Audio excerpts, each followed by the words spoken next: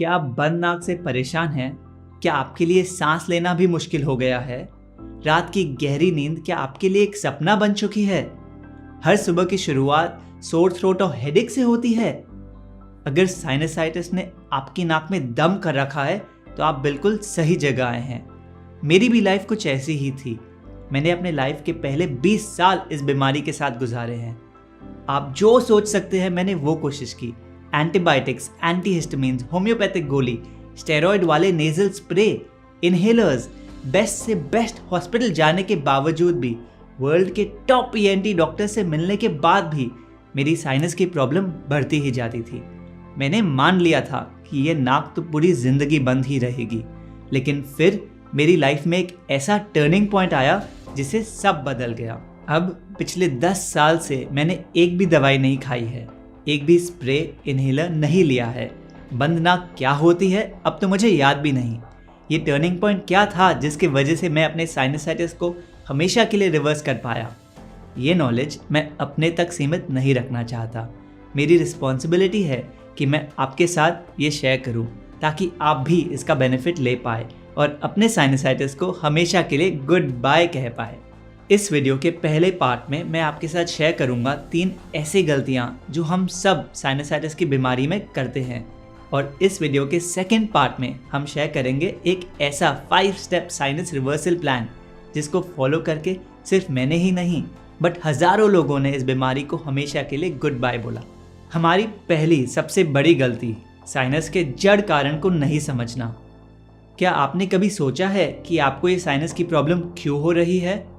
हम हमेशा अपने बाहर के एनवायरनमेंट को ब्लेम करते रहते हैं, कभी बाहर के तापमान को तो कभी ठंडे खाने को, कभी डस्ट को, कभी पोलन को, कभी पोल्यूशन को तो कभी एलर्जीज को। अगर आपको साइनसाइटिस को ख़त्म करना है तो सबसे पहले ये समझना होगा कि इसका जड़ कारण आपके बाहर नहीं, आपके अंदर बैठा है। साइनस का जड़ कारण है अंदर भरा म्यूकस, अंदर जमी गंदगी। अगर आज हमें बार बार छींक आ रही है, नाक हमेशा बंद रहती है, सांस अच्छे से नहीं आती, हमेशा फेस में दर्द रहता है, तो मतलब हमारे रेस्पिरेटरी ट्रैक्ट में, छाती की नलियों में बहुत सारा म्यूकस, बहुत सारी गंदगी भरी पड़ी है। बट आप शायद पूछे, ये म्यूकस, ये गंदगी आई कहाँ से? ये म्यूकस आता है हमारे गलत फूड यानी गलत खान पान से।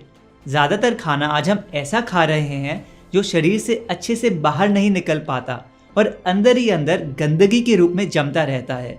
फिर यही गंदगी म्यूकस के रूप में हमारे पेट से हमारी छाती के नलियों में यानी रेस्पिरेटरी ट्रैक्ट में पहुंचती है और वहां से हमारे गले और नाक में, जिसके कारण हम न सांस ले पाते हैं न कुछ अच्छे से स्मेल कर पाते हैं।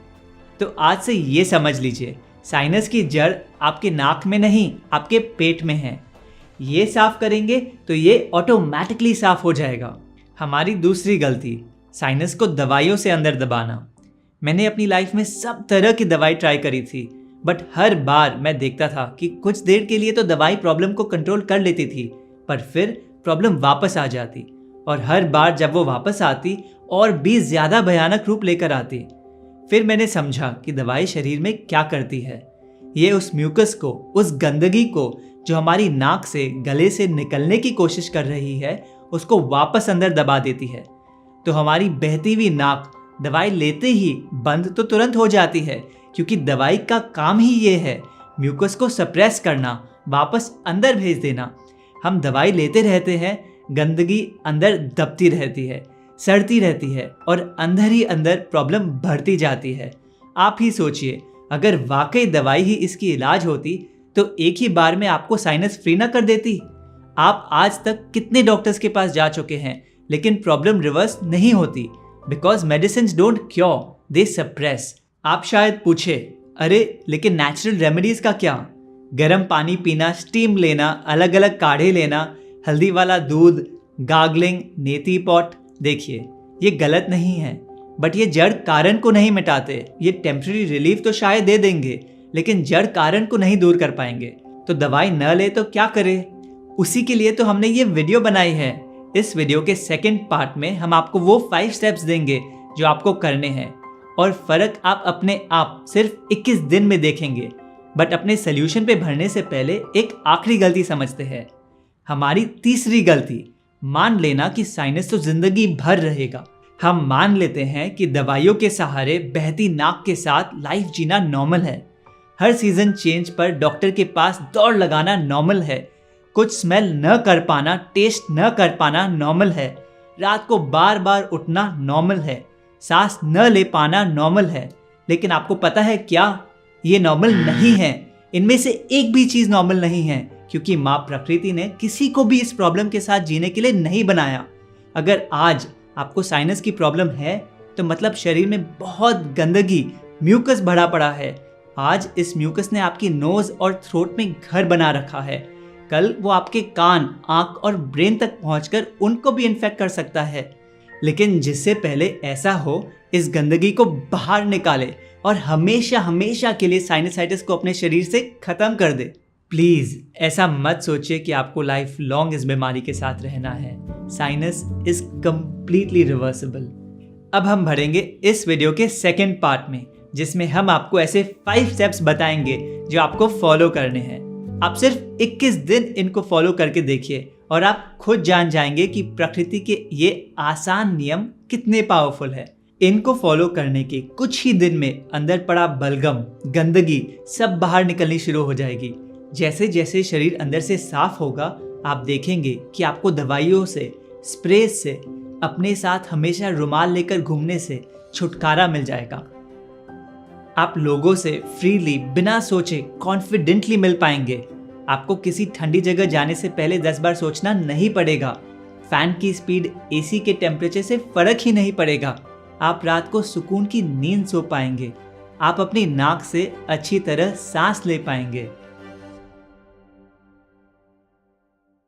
आइए पहले स्टेप पे बढ़ते हैं। 16 घंटे उपवास यानी 16 आवर फास्टिंग। जब हम हर 2-2 घंटे में खाते रहते हैं, अपने पेट को कभी आराम नहीं देते, तो हमारा शरीर एक म्यूकस मैन्युफैक्चरिंग मशीन बन जाता है। आपको पता है इस म्यूकस, इस गंदगी को बाहर निकालने के लिए सबसे बड़ा मास्टर क्लीनर क्या है? यह है 16 आवर फास्टिंग। बेसिकली ये फास्टिंग करने का एक ऐसा तरीका है जो आजकल की मॉडर्न लाइफ में बहुत आसान है। 16 घंटे उपवास कैसे करना है?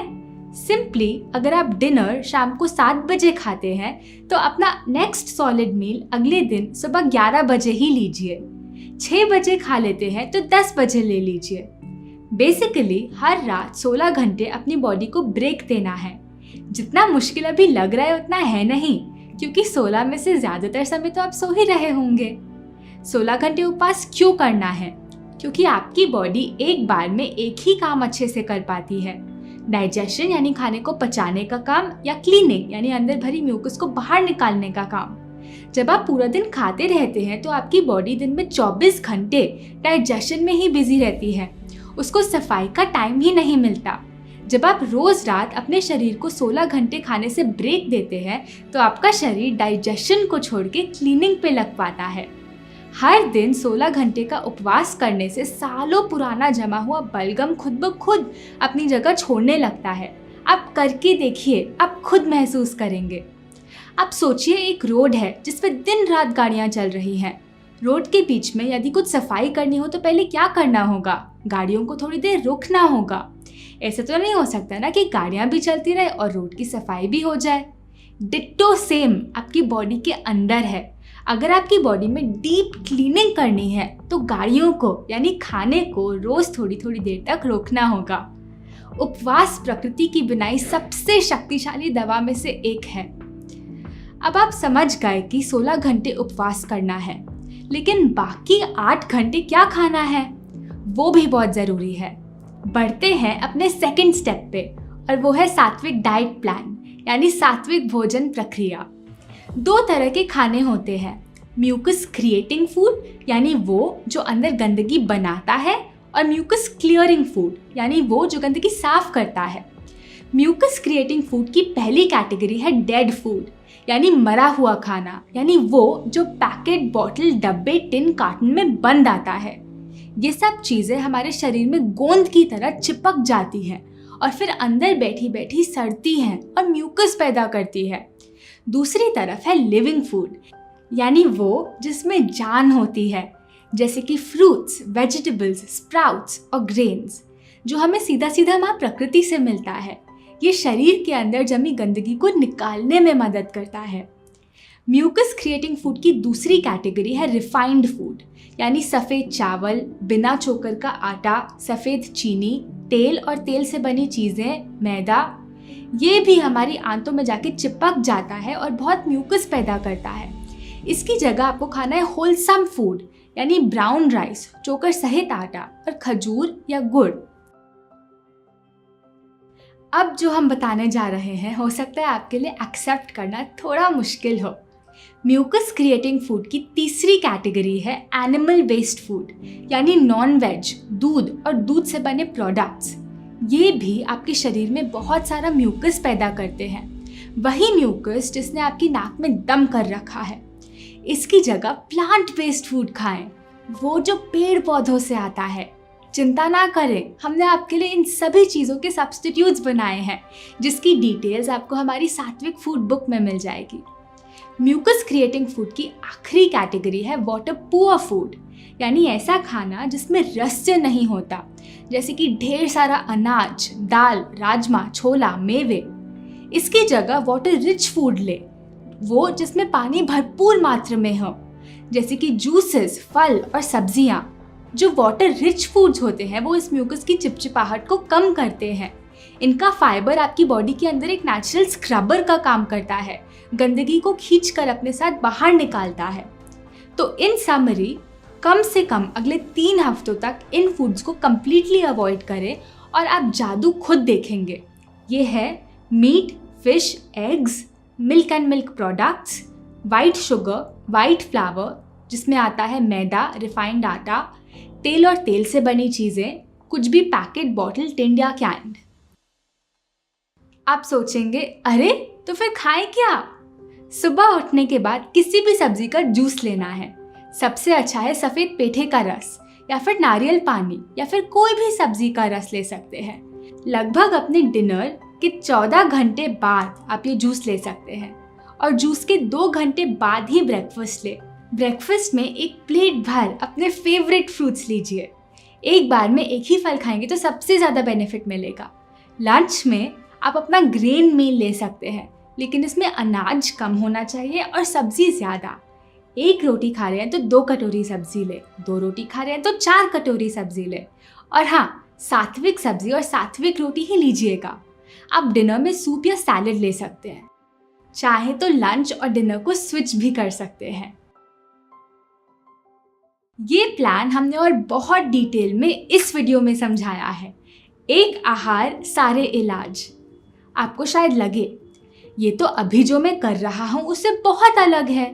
हाँ जी, अलग तो होगा ही। यदि आप वही चीज़ें करते रहेंगे जो पहले करते थे तो साइनस रिवर्स कैसे होगा? लेकिन चिंता ना करें, आपको इसमें बहुत ही जल्द बहुत मज़ा आने लगेगा। आइए अब हम अपने साइनस रिवर्सल प्लान के 3rd और बहुत इंपॉर्टेंट स्टेप पे बढ़ते हैं, और वो है सन बेदिंग, यानी सूर्य स्नान। आपको क्या करना है? सिंपली सूर्य की रोशनी अपनी पूरी बॉडी को दिखानी है। आपको सन बेदिंग सिर्फ सुबह या शाम के टाइम करनी है, दोपहर की कड़कती धूप में नहीं। सनराइज के करीब 2 घंटे बाद कर सकते हैं। कितनी देर करनी है? करीब 30 मिनट। 15 मिनट पूरी फ्रंट बॉडी को रोशनी दिखाएं और 15 मिनट पूरी बैक बॉडी को। क्या पहनना है? कम से कम कपड़े, हो सकता है तो कोई कपड़े नहीं। सूर्य की रोशनी आपके लिए एक हीलिंग मेडिसिन है। जब ये आपके गले, छाती और नाक पे पड़ती है तो धीरे धीरे अंदर जमी सारी बलगम पिघलाने लगती है। हो सकता है आपको सनबेदिंग करते समय छींक भी आए। अगर ऐसा होता है तो समझ जाना कि अंदर जमा म्यूकस बाहर निकल रहा है। याद रखें, हमें सूर्य की रोशनी चाहिए, गर्मी नहीं। हमारा चौथा स्टेप है एनेमा। ये एक बहुत पावरफुल डिटॉक्स टूल है जो आपकी आंतों को साफ करता है। जब तक आप ये नहीं साफ करेंगे तो ये साफ हो ही नहीं सकता। एनेमा पॉट कुछ ऐसा दिखता है। ये एक ऐसा तरीका है जिससे हम अपने इंटेस्टाइन्स में 5 से 7 मिनट के लिए पानी होल्ड करते हैं और धीरे धीरे ये पानी अंदर जमी सारी गंदगी, पुराने म्यूकस को अपनी तरफ खींचने लगता है। फिर जब आप बाथरूम जाते हैं तो पानी के साथ साथ वो सारी गंदगी भी बाहर निकलती हुई देखते हैं। बहुत लोग बताते हैं कि कभी कभी तो वो म्यूकस भी बाहर निकलता हुआ देखते हैं। ये वो म्यूकस है जो बहुत सालों से अंदर जमा पड़ा होता है और आगे जाकर साइनस की प्रॉब्लम क्रिएट करता है। चिंता ना करें, एनेमा बिल्कुल सेफ और पेन फ्री है, जो आप अपने ही घर में सिर्फ 10 मिनट के अंदर अंदर ले सकते हैं। याद रखें, आपको एनेमा सिर्फ पहले 21 दिन तक रोज लेना है और उसके बाद हफ्ते में सिर्फ एक बार या ज़रूरत पड़ने पर। ये एनेमा पॉट हमने आपके लिए अपनी वेबसाइट पे भी अवेलेबल किया है, आप वहाँ से इसको ऑर्डर कर सकते हैं। चलिए अपने आखिरी स्टेप पे आते हैं और वो है वेट पैक यानी ठंडी पट्टी। आपको बेसिकली एक कॉटन की पट्टी लेनी है और पानी में भिगोकर पेट, गले और माथे पे लपेटनी है। इसको करीब आधे घंटे के लिए लगा के रखनी है। आप इसको लगा के अपना कोई भी दूसरा काम भी कर सकते हैं। इससे क्या होता है? इसको लगाने से आपकी बॉडी में 2 तापमान मेंटेन होते हैं। जहां पट्टी लगाई है वो पार्ट्स ठंडे, बाकी बॉडी गर्म। जब एक समय में 2 टेम्परेचर्स मेंटेन होते हैं तो हमारा ब्लड सर्कुलेशन बढ़ जाता है। ब्लड के साथ साथ म्यूकस भी सर्कुलेट होने लगता है और बाहर निकलने के लिए तैयार होता है। जब सर दर्द हो तो इसको तुरंत लगाएं, आपको बहुत ही जल्द आराम मिलेगा। ठंडी पट्टी आपको कब लगानी है? इस प्लान को फॉलो करने के शुरू के 3 महीने रोज लगाइए, एक बार सुबह एक बार शाम। 3 महीने बाद रोज लगाने की ज़रूरत नहीं है, सिर्फ ज़रूरत पड़ने पर लगाएं।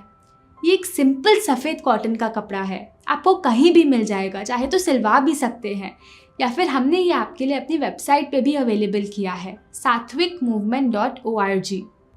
अगर बाहर बहुत ज़्यादा ठंड है तो आप इस स्टेप को स्किप कर सकते हैं। तो ये हो गए हमारे 5 स्टेप्स कंप्लीट।